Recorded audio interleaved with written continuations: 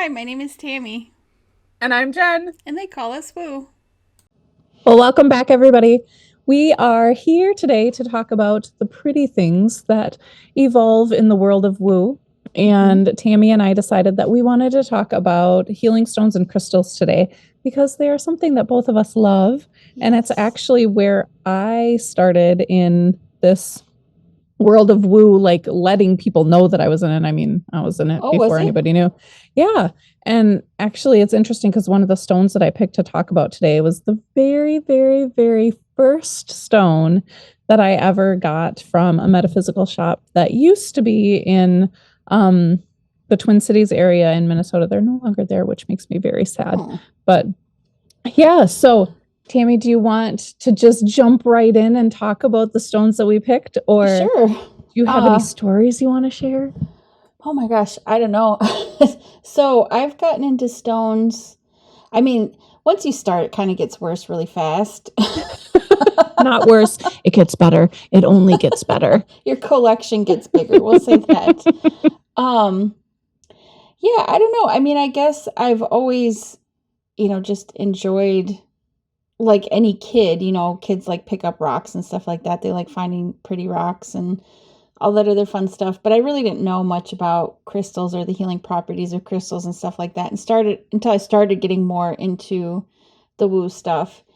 And it's kind of interesting to me because now more and more people are getting into it, and it doesn't seem like it's so weird to most people anymore. Mm-hmm. Where it used Yeah. to be, like I've joked before, like hippies swinging crystals, was like the idea of this tie-dye person swinging a crystal around. Mm-hmm. But not tie-dye person. That would be kind of cool. Person wearing tie-dye. Just lots of tattoos. It's okay. Yes. But anyway, yeah, so I started to just get a little more interested, and then I have a few friends who have shops or are really into it. I know I've gotten some stuff from you before because you had have some of your own products you sell at your business, and I guess just from the beginning, I just got the good advice that when you walk into a shop or whatever, just kind of browse around. And if you really are pretty calm as you're looking through it, it's hard not to be calm when you're looking at all those pretty things. Mm-hmm. Just kind of go with what you're drawn to. And so I could probably spend hours in a shop just wandering around and like waiting to hear the things that are calling me back to them. Yes. And it always happens. Like I never leave without something. But it's always kind of fun also learning about stones that I haven't heard of before, or even ones that I know about. Sometimes you find these just amazing pieces that you're just like, oh man, I just really need that in my house.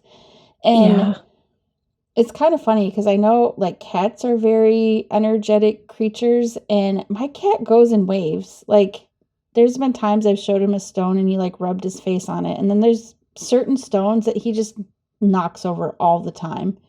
He's like, no, get this one out of here. He's like, I'm going to dig in this plant and then I'm going to knock this rock off. Okay, cool. But anyway, I'm going off on a tangent. I thought it was super fun idea that we had, that we were just going to go through our little collection and just pick the things that kind of spoke to us today. Because I know when we were talking about it, we're like, well, we can't really pick our favorite per se because we don't really have favorites. It kind of just depends on like what seems to make sense for you that day. But then when you start to learn more about them, you realize it's even things that you can help to create the environment that you want. Yeah. Which is super fun too. There's so much about them. I'm sure we'll be talking more about them. So this was just kind of a fun way to dip our toes into it and show people some of our special ones for the day. I love that you said our little collections. Right. Just the other day, my husband looked whole room, right with drawers. Just the other day, my husband looked around and was like, "We have a lot of rocks." I'm like, "Yes," and that's probably not going to go anywhere anytime soon. Yes, and leave it be. But he likes them too. And sometimes when I'm shopping, I can tell if I'm supposed to be getting it for someone else. So if I'm able to, I usually follow that. And so I've given him his stones and stuff too, where I'm like, this one was calling out to me for you. And he's like, oh, this is cool. So he gets into them too. So Talk about that, Tammy. How do you know that it's for somebody else rather than just for you? I mean, I guess I couldn't tell you like something that would make sense It to doesn't need to make sense. I don't know that it would make sense. It's just the way that I guess I've now come to accept certain forms of intuition where if I find something that I'm drawn to, I can tell pretty quickly if it feels like it's something that I'm supposed to have or it's something that is supposed to be for other people, which Mhm. in the past was very hard for me to even differentiate between feelings. Maybe that's part of it is like I grew up not really being able to differentiate between what I was feeling for other people and what was myself. And once I learned how to do it, it started to become clear to me where it was like, I don't know, like it's like, hey, I'm over here, but also like you don't need me right now. But Yeah. you know who will. And usually Yeah. then if I like read about the stone or whatever, then I'm like, yeah, this totally makes sense that You're it's for like, this person. oh, that is for that. Yes. For that mess over there. I was trying not to say that. I censored myself a little bit on that. I was like, it's not always a mess. Sometimes it's just like, oh, they need some extra love today. We're Yeah, going to but give them usually some it's pretty extra love. clear. Like once you kind of, if you just trust you're feeling that way for a reason, and then you kind of look into what it is about that was drawing you, then all of a sudden you're like, oh yeah, that makes sense. And Yeah. once that, I guess just learning not to second guess that feeling. I mean, I wish I could explain it more clearly. I don't really know how it happens. It's just clear to me. Yeah. That makes perfect sense to me. I know for me, when I'm going in and I'm looking for healing stones and crystals for myself, I have a very strong reaction internally and in my physical body. So if I pick up a stone or a crystal and I'm feeling um, really, really strong vibrations in my hands, or my pulse gets stronger, or my Do you ever get breathing like changes, sweaty or hot? I yes. get that sometimes. And I get really cold sometimes. But if I have a very physical reaction, like I can feel it in my physical body, or sometimes if I can feel it energetically, like around my crown chakra, um, I know that it's something that's touching me more deeply. If Mm. I have like, if I get a visualization, or if I get like somebody pops into my head, or if there's a different it's like a feeling in my third eye or in my crown that's not like the same physical pressure on me, then I know, okay, I need to pay attention because this is for somebody else. Oh, So for me, there's interesting. very different physical reactions and very Uh-huh. different energetic reactions based on who it's actually for. Um, I do know sometimes if it's like my partner, so if I'm choosing a stone for my fiance, I might have some of the same physical reactions, but Because I'll you're so also connected. have, yeah, because Mhm. we're connected. So if I'm like a psychic, extrasensory, energetic feeling, and I'm getting a physical feeling, usually that's a sign that it's for somebody that I'm like much more close with. Um, Okay, so, that makes so that's sense. my knowing. I don't know that everybody feels it that way, but that's how I am. Yeah, that makes sense. And I guess when we were talking about the clairs before, you were talking about like clear knowing. And Mhm. I feel like that's probably the thing that happens with me because I can't always identify why I know it. I just am certain that I know it. Yep. Yeah. So that's probably not helpful at all. No, that makes perfect sense. And I think that will actually make sense to other people too, because sometimes you just know things and you don't know Hmm. how you know them. So, Yeah. yeah. So, Tammy, I want you to show me your Yay! first Okay. crystal So this is the stone. one that popped into my head first. So I'll show this one first. So in case we run out of time talking too much, there's more for later. So the first one I was going to show for anyone who's looking is garden quartz. So I'll It's describe it so a little pretty. bit.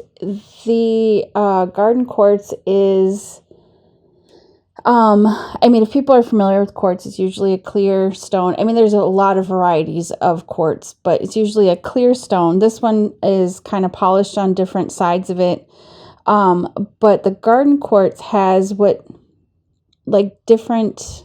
textures and stuff inside of it that almost make it look like there's a little rock or garden scene inside of it. It's super cool. So I absolutely fell in love with that garden quartz at a friend's shop, and I was like, oh my God, this is the prettiest thing ever. It's almost like it has little clouds in it. That's kind of what it looked like to me. It was like it has like little puffy clouds in the middle of it. Oh yeah, it kind of does. It's pretty. Yeah, so apparently it's also called a Lodalite, which I did not know that. I only knew of it as garden quartz.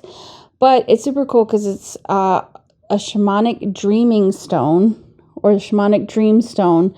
So it helps unlock the doorway to spiritual realms and facilitate lucid dreaming is one of the things it does, which is super cool. And it's really a good stone for connecting to the divine and connecting to your spiritual path.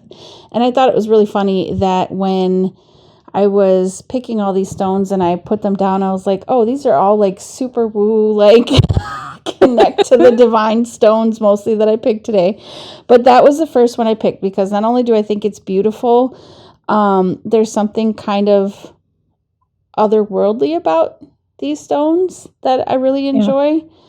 Where it's like this beautiful little scene inside of a stone. So that was my first one, and I can't say that I've used it to facilitate lucid dreaming, but that would be super cool if I ever try anything like that. Maybe I should bring it next time I go floating. Ooh, the float tank. Yeah. We need to talk about that one day. Yes, we should. Floating is float tanks. Crazy and trippy and awesome. Anyway, cool. Okay. I'm going to let you go to your first stone. I'm super excited because, like I said, this is the first stone that I ever got. Well, I shouldn't say that. When I was really little, I went to a cave and I got an amethyst stone. So technically that was my first stone, crystal, but it wasn't for the purpose of anything woo. This was my first woo-woo stone when I was open and recognizing that it actually did something and it had higher vibration. And yeah, so the stone is actually pretty small, and it's kind of going to look, for those who are watching, it's going to look like it's white, but it's actually white and pink. So it's like striations that are white and pink mix. And it's called Mangano Calcite. And it's one of my favorite stones because it is so stinking powerful. That's really pretty. I started in my business group, I brought stones when everybody thought I was real wacky. And I brought Mangano Calcite. No, yes, I know. It's okay. I like it. But I brought Mangano Calcite and a couple of other stones and crystals and passed them around, and I had everybody stand there and hold the stone and see if they could feel a different vibration, or if their hands started to feel warm, or if anything happened. And the amount of people who like turned their hand over and dropped it real quick, they're like, why is my hand hot? Why do I feel my pulse? Why do I feel vibration? When they were holding the stone, it was beautiful because so many people were like, oh my gosh, like this actually isn't just it's not crazy weird. Yeah. But so one of the reasons that I love this stone is it's a stone of connecting to unconditional love and like your own self-love. And so for somebody who's starting out on their spiritual journey, it's all about reconnecting with the love that's within you so that you can start from a peaceful space. So when I start talking to people about opening up, or if somebody comes to me and they're like, I don't know where to go, I'm usually like, here, have one of these stones, because it does help keep you in that grounded, balanced, loving space as you're opening. So Mangano Calcite, one of my favorite things. And we will put in the show description all the different stones we talk about. Yeah, I have a feeling at least one of these is going to resonate with someone, and they'll be like, that's amazing. Yeah, I do remember too that there's been times where we were talking and you were told by guides or whatever to hand me stones and stuff. So it's a super cool thing to be able to do. And I'm such a tactile person. Stones are the best for me, where holding on to them and like feeling the energy from them, sometimes even just feeling like the coldness in my hand or like the smoothness and stuff is part of the experience for me. Like, I enjoy looking at them. Some of them, I mean, the bigger ones I don't like, touch all the time, but some of the smaller ones I like to just kind of mess with them. I know friends who like put them in their bras and stuff, or like have little nothing wrong with that. Yeah. Well, I mean, for the guys that are listening that do not wear bras, there's other ways to do it too. You can just put them in your pockets, but there's a lot of benefit to having like the little ones too. Those are like my tactile stones. Yeah. Let's see. Oh, I don't know which one I want to do next. I'll probably do my amethyst because it's another super amazing one. Yes.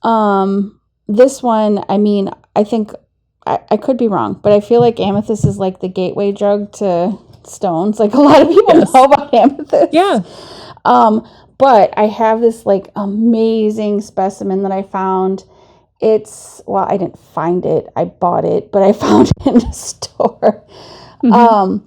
But I have a friend's shop that I got this from too, and to describe it, it's like a purple mountain. It has all these great big like peaks coming out of it and stuff, and it gives you a really good idea of what it looks like when people find it, which I think is super cool too, because the back of it is like the outer stone piece of it. Yeah. And then you can see where it kind of like juts up, and you get these lighter tones of amethyst, and then these pretty like purple pieces that are jutting out of it. And I just think it's absolutely gorgeous. And amethyst, I think, is kind of important to have anyway, because it is such a protective stone. It helps so much with stress and anxiety, and then just in general, all the things that come with stress and anxiety do so much to our body that it can actually help with relieving some physical symptoms and stuff too, just having amethyst in your presence. And then working with like biomats and other stuff like that, sometimes you'll find mats that have amethyst in it. It's just such a stone that I think is a little bit more well known, and not assuming that everybody knows about it, but most people I feel like that I know kind of start their collection somewhere with amethyst because it seems like it makes sense and it's a little more well known. So I have several, but sometimes just how beautiful they are in a little bit more of a natural form. I really like having a mixture of polished ones and ones that are just kind of rough and pretty and kind of more like how they would be when someone found them. Rough and not tumbled? Yeah. Exactly. No, well, and amethyst is also really good for spiritual opening. Mm-hmm. So a lot of the time when people are meditating, they'll use amethyst. Mm-hmm. And I don't know if you've ever seen them, but they have like gigantic amethyst specimens that are like big enough that you could sit inside the amethyst cavity. I haven't seen one in person, but I've seen pictures and it looks absolutely amazing. I want to sit in one so bad, but I'm so afraid that I'll be like so amped up that everybody will be like, what is she on? Call the police. Like, they are beautiful though. Do you know where people can go to do stuff like that? I don't know. I don't know of any place that you can specifically go to sit in them. I've been to several like specimen shops or mineral shops or dig sites where they have the giant massive ones there, or like if you are blessed enough to be able to go to some of the gem shows, a lot of the time they'll have some really large specimens there. They usually tell you, do not sit in this, but you still get, because they know there's people like me out there. But you do get to stand in front of it and just feel the energy that's being amplified off of it. I've thought about when I become wealthy and famous that I'm going to get a gigantic one that I'm going to put in my healing space so that people can sit in it, because I mean, they're there to help amplify the energy. And I mean, it's part of the energy of Mother Earth. Yeah. And And so it's, to to me, not it's like use them, ancient wisdom too, right? Because they yes. do grow, right? People don't always think of stones as living things, but Yeah. these stones and crystals grow, but it takes a very, very long time for them to Mhm. get to this point. So all of the immense amount of, wisdom and the amount of energy in these stones is, it kind of makes sense, I guess, even in like a scientific perspective, if your scientific perspective doesn't always match up with woo stuff. To Mhm. me, it makes sense that, it's growing over a very long period of time. So there's going to be a lot of energy built up inside these stones. Yeah. Um, Yeah. and I mean, of course, if you're not someone who has ever really experienced anything like this, I mean, even just going into a stone shop and going and kind of, like you said, feeling the different stones, seeing if you can feel like, does it feel different in your hand? Do you feel different energy from it? I get, when I'm doing energy work, and sometimes when I'm around stones, I get some of the physical reactions sometimes too. And the best way I can describe it is like restless leg syndrome in my arms, where it's Yeah. like so much, I feel so much going through. It's almost like a jittery feeling sometimes, because Yeah. it's just such a powerful thing. And some stones feel a lot more mild to me. Some feel like they're much more gentle flow to them. Like one of the stones I'll show later feels very very soft and gentle compared to some of the more intense energies I get from other ones. It's kind of Yeah. interesting. Yeah. They all have their own personalities. Yes, they do. And there's also different, I'm going to say cuts, but it's not necessarily cuts. Sometimes when certain crystals are growing, they grow differently and they have different inclusions in them and different faces or the number of faces. And those have different healing properties too. So maybe on a different episode, we can talk about the different types of crystals and how, like, the number of faces and the shelves that are inside and the inclusions, how those affect the healing properties. Mm-hmm. Because when you start delving into that a little bit more, you also start looking at the record keepers and the knowledge that's stored within some crystals. And there's some crystals, a lot of people believe that there's a key port on some crystals. I don't have any of mine in Really? front of me that have them, but there's like a spot that your thumb will fit perfectly in. Mm-hmm. And it is the keyhole for the knowledge that's stored within that crystal. So if you get one of those stones and you place your finger there, you're downloading the energetic information that that crystal has been holding for you. And Wow. some of them will actually activate the DNA coding within your system by accessing that key port, or that record within Well, that that's crystal. cool. Yeah, so there's a whole nother woo-woo side to this, other than just the prettiness and the healing properties of the stones. There's also record keeping and DNA coding and other things that are stored within them. Oh, cool. Yeah, yeah. I would love to talk more about that later too. Well, we But I know definitely will. I mean, crystals are such a broad yes. subject that we could talk about them a lot. And it would be super fun if anybody does want to let us know any crystals they want us to talk about or their favorites. It would be fun to get into that too, because there's so many that I don't know about, and I'm sure nobody knows all of the things about all of the crystals. Yes, every time I go to pick up some healing stones, crystals, minerals from my rock guy, he tells me about things. He's like, "Oh, Jen, you'll really like this one." And we'll just walk through his warehouse and I'm like, "Ooh, that's pretty. Ooh, that's pretty. Ooh, that's pretty." And I end up shoving like all the things in my in my pile. And he's like, "Okay, let's total this up." And I'm like, "Oh, crap." That's not the most fun part of it. No, but it supports my rock guy. That's And true. I appreciate that. What's your next So one? my next one is Labradorite, which Oh, I yeah. don't know if my lighting is going to show. But usually you can see all kinds of like shimmery, shiny, Yes, it's beautiful. It's kind of beautiful. like if anybody's seen a seashell, when you turn a seashell, a lot of the time there's that shimmery like blues and Yeah. greens and all those different colors. That's what labradorite is like. Mm-hmm. And it's another one of those stones that helps you open up psychically, helps you open up to your extrasensory senses. So this one I usually tell people to sit with in meditation. Um, there's palm stones that you can get that fit perfectly into your palms and sit with them. Mm-hmm. It helps you to ground and balance while you're also connecting into the divine energies that are coming through. Ooh, I just put my hand over my crown and like so much energy is moving. I'm like, oh, I've been holding this stone for a really long time now. Can you tell I'm getting really ramped up about these stones? I'm like, I was like, breathe.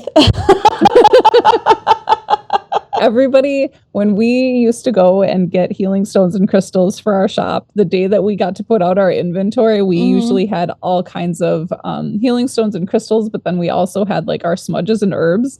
And it was like everybody in our shop was high that day because we were so ramped up from the energy of these things. That's how I feel right now. But so labradorite is amazing for helping you connect, especially if you've been feeling like you've been shut off for a while.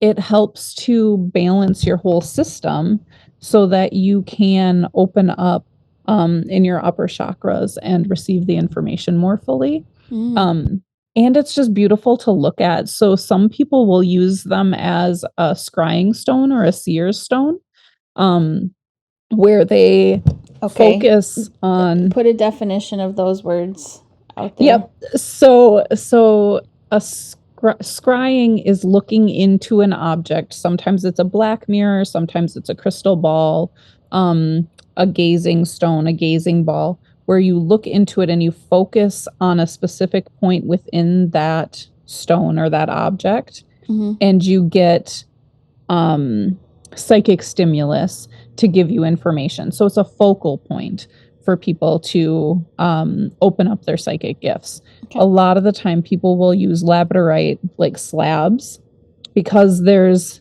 different imagery that can show up because there is that shimmeriness to it. So some people will focus on the different shimmery points within the stone, and it helps to open up their psychic senses, and they'll use that as a scrying, a seeing tool. Okay. Yeah. That's cool. Yeah. I mean, I have labradorite too, and I knew it was awesome and beautiful, but I didn't know that people used it for that. So that's pretty amazing, honestly. Yeah. Yeah. So what's your next one, Tammy? My next one, and this, I'll go to the one that I was talking about being a little bit softer, is peach moonstone. So this one I have is a sphere, and hopefully my camera will focus enough for the people watching where they can see all of the pretty stuff inside of it. But it has a very ethereal feeling to it. It's like all these little strands, these like shimmery strands in it. So it's this light peach color, but it has like a little bit of kind of like really like greens and stuff underneath it. And especially when you look at the polished version, I do honestly think they look like planets. So like the moonstone thing completely makes sense to me. But yeah. I know the peach moonstone specifically is really well connected to feminine energy and the sacral chakra. So it also is really good at, of course, healing physical and spiritual and emotional wounds, but it's very calming and soothing. It's like having a hug from your mom. You know what I mean? Like that's beautiful. I feel like it's a very soft, very gentle, very warm feeling to this stone. And I do love this stone, and I like to look at it in the times when you just need a little bit of comfort. Yeah.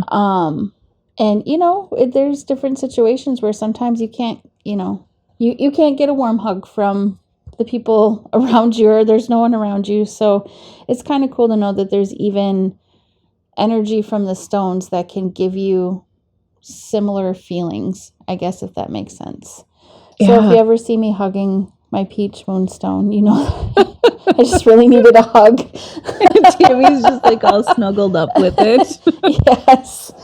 I would But hope that if I was seeing you do that, I would also be there to give you a hug as well. that would be lovely because, we both love hugs. But, Yes. life and distance, sometimes it happens. True. But of all of these, other stones that, like I said, sometimes can feel a little bit more intense, not necessarily in a bad way, but some of them are doing a much different job, I guess you could say. Yeah. And I know we've talked about colors and chakras and stuff like that. So even when you start to kind of get comfortable with all that stuff, even looking at the colors of the stones, things start to make sense why that feels a certain way versus others. But that one is just, I think it's beautiful. I love all of the beautiful little shimmery strands inside of it. And it's one that sits out all the time, which does remind me that I should go through and clear everything soon because, as you well know, the last few months, with all of the different energies and planetary stuff and everything else happening, energy has been kind of all over the place. So I kind of feel like my stones are working overtime. So I need to give them a nice little bath. I need to borrow your peach moonstone for a hug every now and again. Yes. Hey, everybody, just so you know, we got chatty again. You should be used to this by now.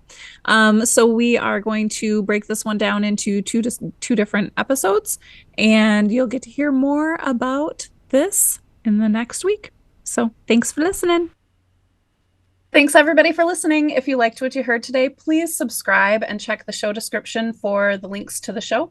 We would love to hear your thoughts below on this episode, as well as anything that you'd like us to talk about on future episodes. Remember, everybody, you are unique just the way you are, and that is why they call us Woo. Mm-hmm.